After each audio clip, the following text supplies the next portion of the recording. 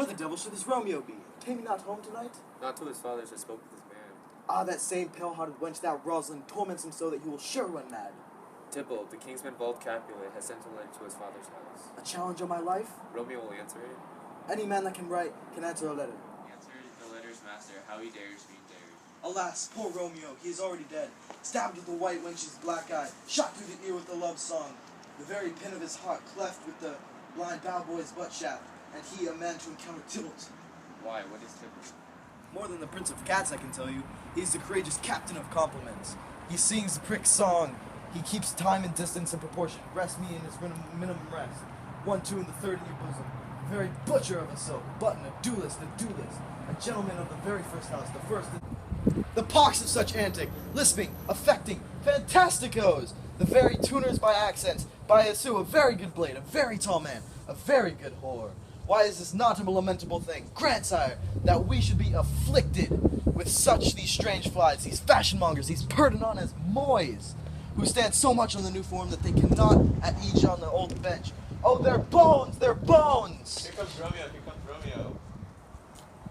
Without his roe like a dried herring. Oh, flesh, flesh, how art thou fishified? Now is he for the numbers that Petrarch flouted.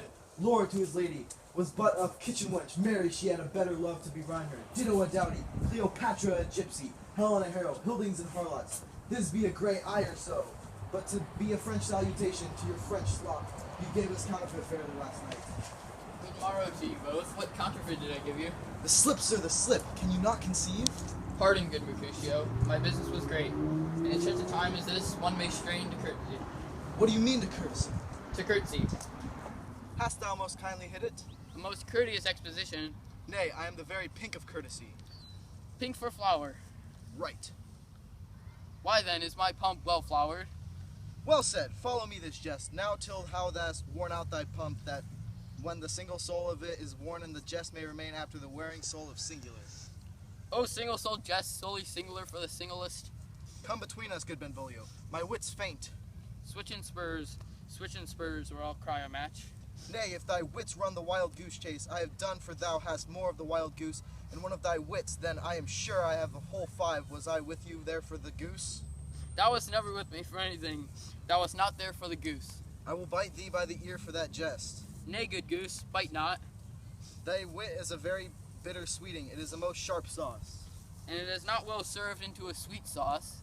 Oh, here's a wit of Cherreville, that stretches from an inch narrow to an ell broad. I stretch it out that word, broad, which added to the goose, proves that far with a brood goose.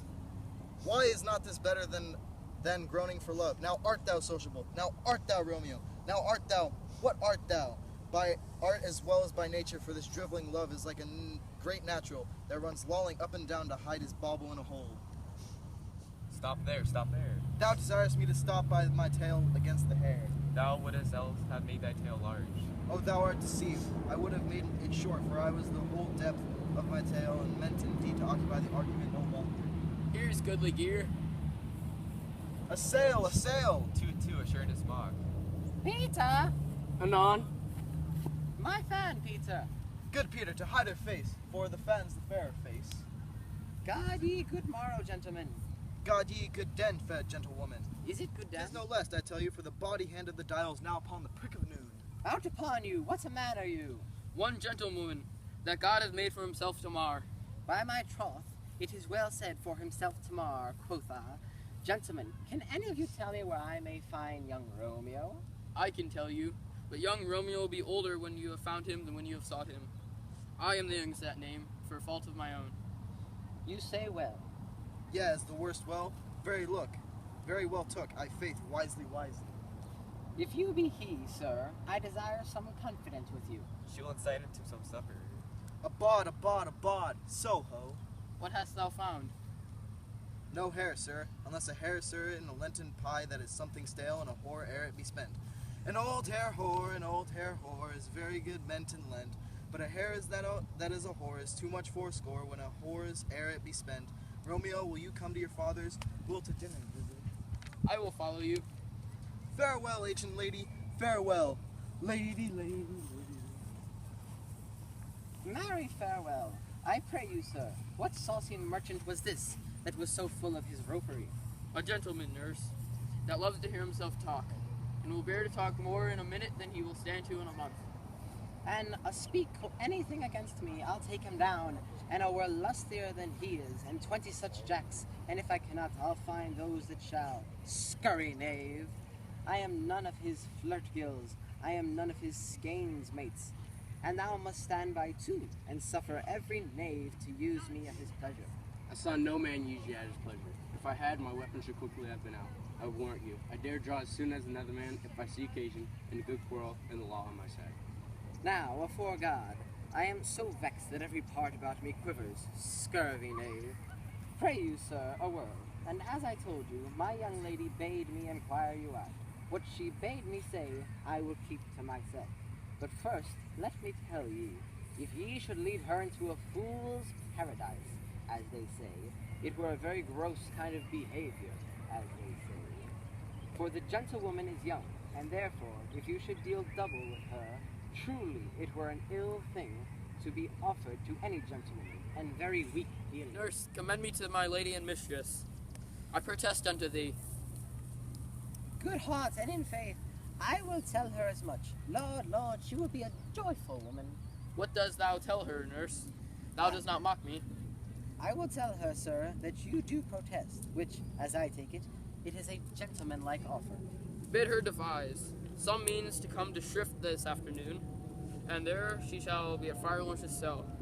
Be shrived and married. Here is for thy pains. No, truly, sir, not a penny. And stay, good nurse, behind this abbey wall. Within the hour my man will be thee, and bring thee cords made like a tackled stair. Must be on my convoy in the secret night. Farewell, be trusty, and I'll quit thy pains. Farewell, commend me to thy lady. Now God in heaven bless thee. Hark you, sir. What says thou, my dear nurse?